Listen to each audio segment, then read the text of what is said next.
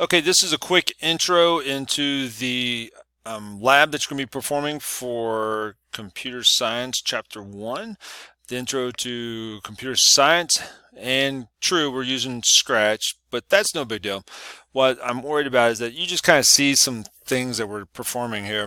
And I'm going to help you out because there's three arrow keys for pre-AP and four arrow keys for AP computer science students. So I'm going to show each of you all a set of code here for the up arrow, because you have the up arrow, which counts up and goes through the index, down arrow, which counts backwards and prints out the index backwards, and then you had the the right arrow would print out the index in two different fashions, where it was showing it increasing and decreasing in the same statement. So it's kind of like flip-flopping as it goes through.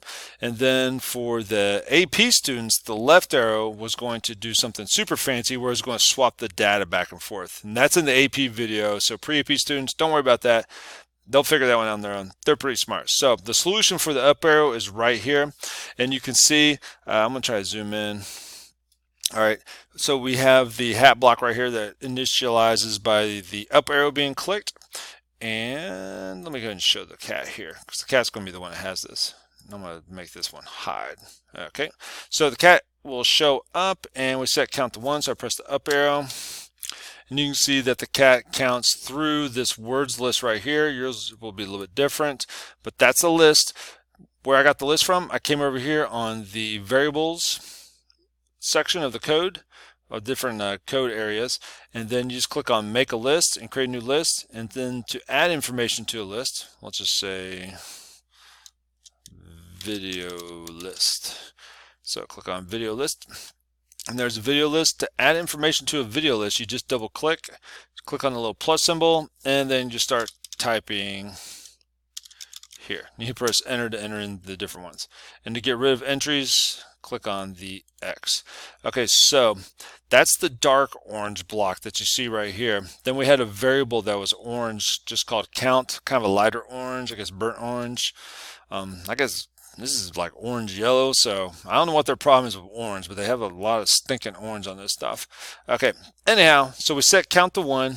Then we say the length of the words. That's an index or a list block that was over here already pre-made for me. So I'm getting the list of the words index, and there's 4 of them, so the length is 4. So I'm going to keep repeating 4 times. Okay, so it's going to repeat 4 times. This block right here gives the value of 4, and you probably remember the repeat block from right here, so 10. So instead of typing in the number 4, I'm using this code right here that gives the value 4, because there's 4 total positions on the index, so it just inputs it in there, so the code knows to repeat that 4 times. The say block, you've seen that before because you did that in your project. But again, right here, we're going to use the list block. Right here it says item of, and it comes from right here. So it's saying item number of, and you choose the list. And right here you can choose the drop down list. I'm using words, so I'm going to choose words. Okay. And since it's incrementing right here through the repeat, I want to use the count variable inside here. So normally, if I just click on like item 1 of words, you can see right there, it gives me orange. If I change that value to 2 and just double click on the block, it gives you the output automatically. It's kind of cool.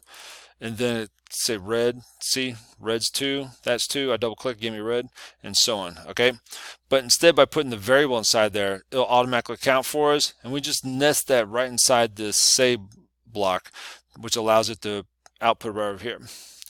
And I'm gonna put that over here.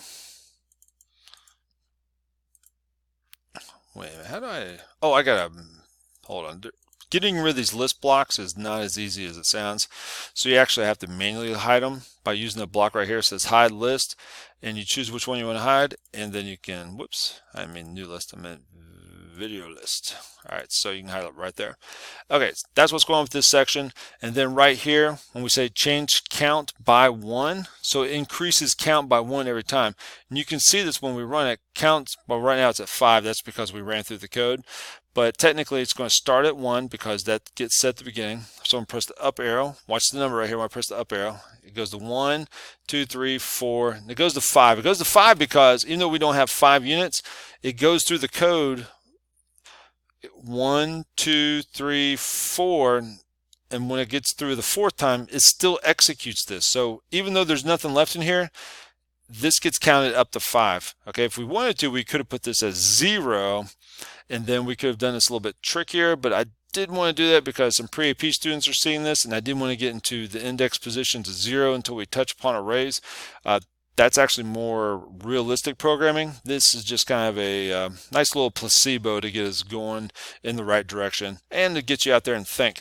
So that's how you count upwards, okay? So you copy this code exactly, it's going to count upwards.